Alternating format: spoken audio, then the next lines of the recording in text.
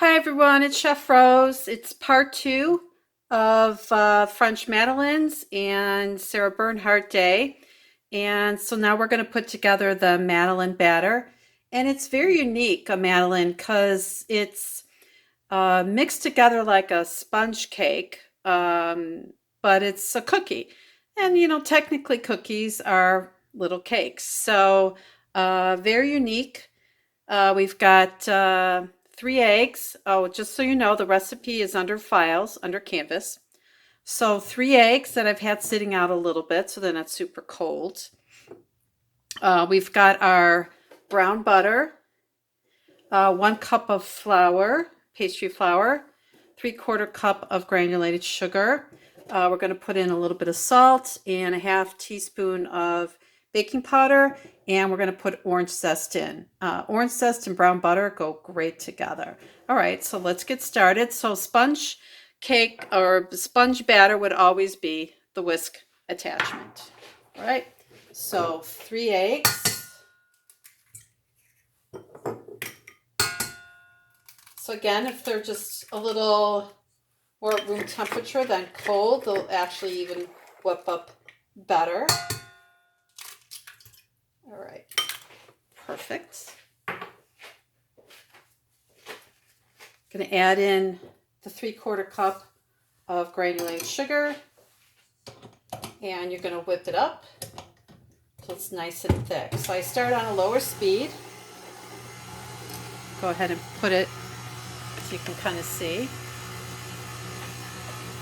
Just to kind of start it off with a lower speed.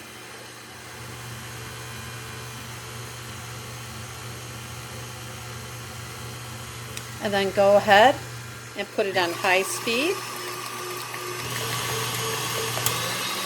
You want to get as much air into the eggs and sugar as possible.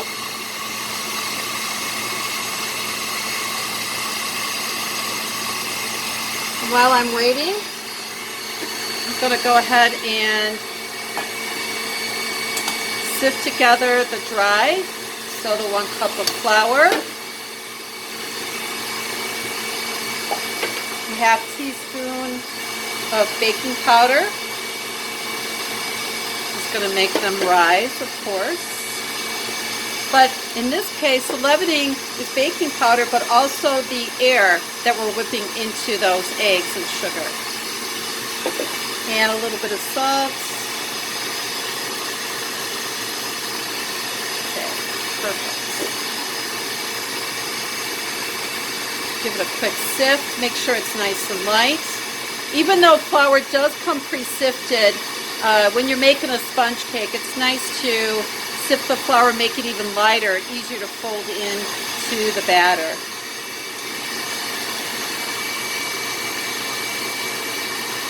All right, let's take a look. Ah, beautiful. You can see how it's gotten thicker, very lemon colored. Beautiful. You can't really overdo it. You could certainly under whip it and not get a lot of air, but see, it's not taking very long. It's a very small amount.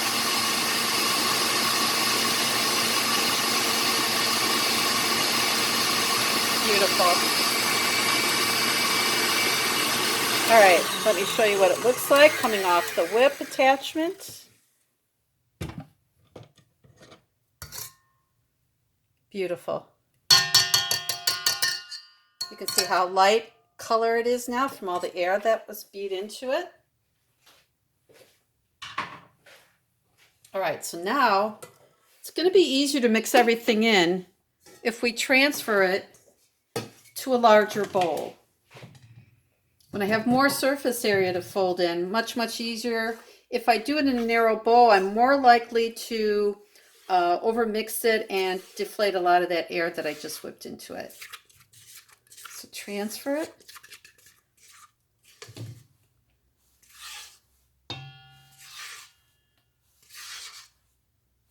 Perfect. All right.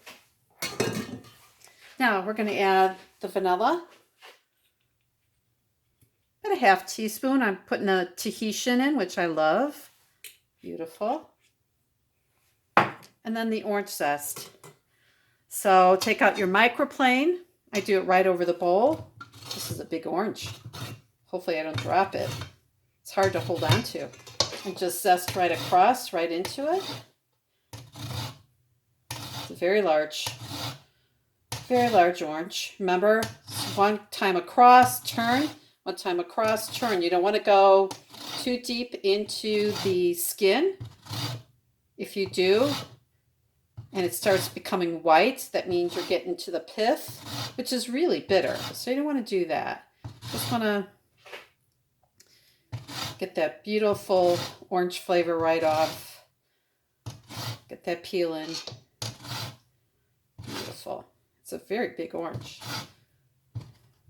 Now the minute you take the skin off like this, whether it's a lime, orange, lemon, you want to wrap it really well. If you just put it in the refrigerator like this, it's going to dry out because it's lost its protective skin.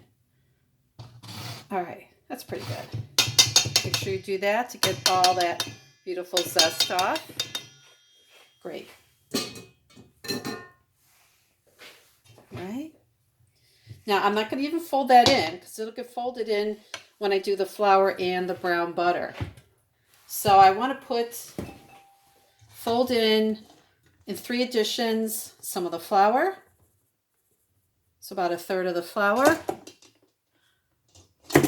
And about 1/3 of the melted butter. And I kind of spread it out a little bit. And I don't want you to fold it completely after each one. Just till you incorporate it a little bit.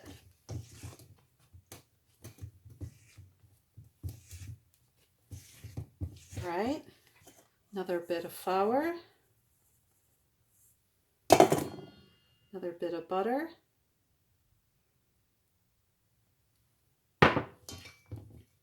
Now this batter is going to have to rest in the refrigerator at least 30 minutes.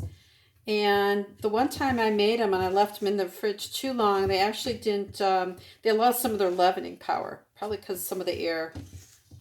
So 30 minutes is a good time for the batter to set up because, of course, the butter is fluid and makes the batter too hard to work with. So the rest of the flour, the rest of the butter, make sure you scrape all those beautiful brown milk solids in there.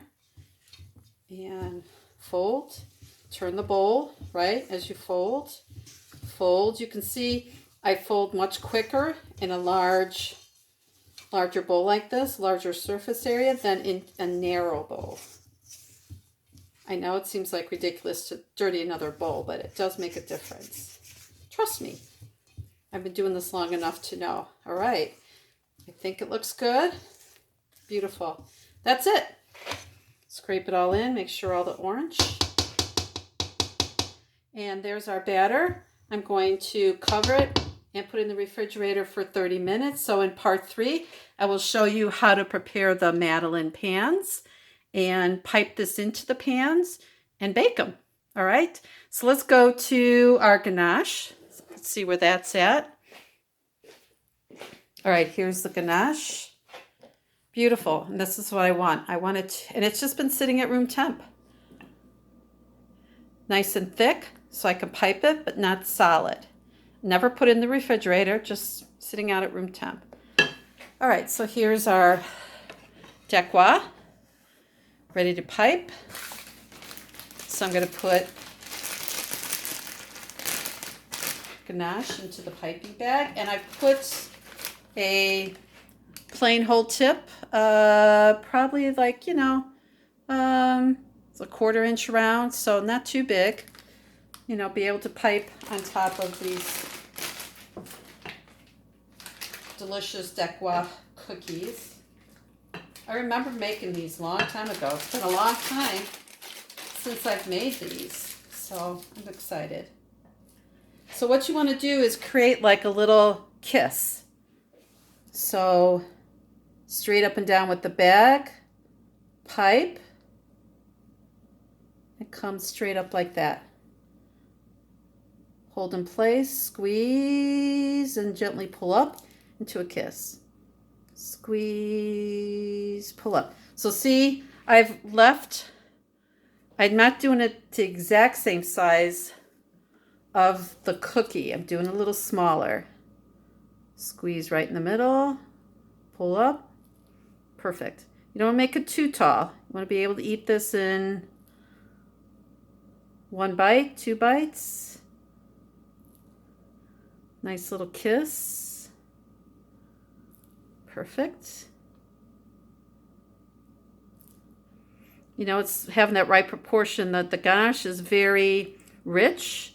So if you put a ton of it, you're not going to taste that dacquoise as much. So, perfect. Perfect. So these will go in the fridge. I want the ganache now to get nice and solid, so that when I go to dip it in the chocolate glaze, it's not going to melt into the glaze. But I want the glaze to be fluid, but not too hot, so it doesn't melt the ganache. Okay. If I have leftover ganache, it can stay in the fridge for a month. You could always melt it slightly out of the fridge. Maybe put it on top of some ice cream. Yum. You could glaze a cake with it. Use it like a frosting. Lots of things to do with ganache. For those of you who are in chocolate class, we made truffles. It's the filling for a truffle is ganache.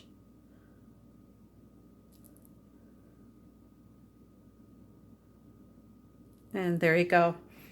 There's our Sarah Bernhardt's, topped with ganache, and then the last stage will be dipped in chocolate glaze, and then you can eat them. All right, so see you in a little bit for part 3, where we finish the Madeleines and the Sarah Bernhardt's. See you soon. Bye.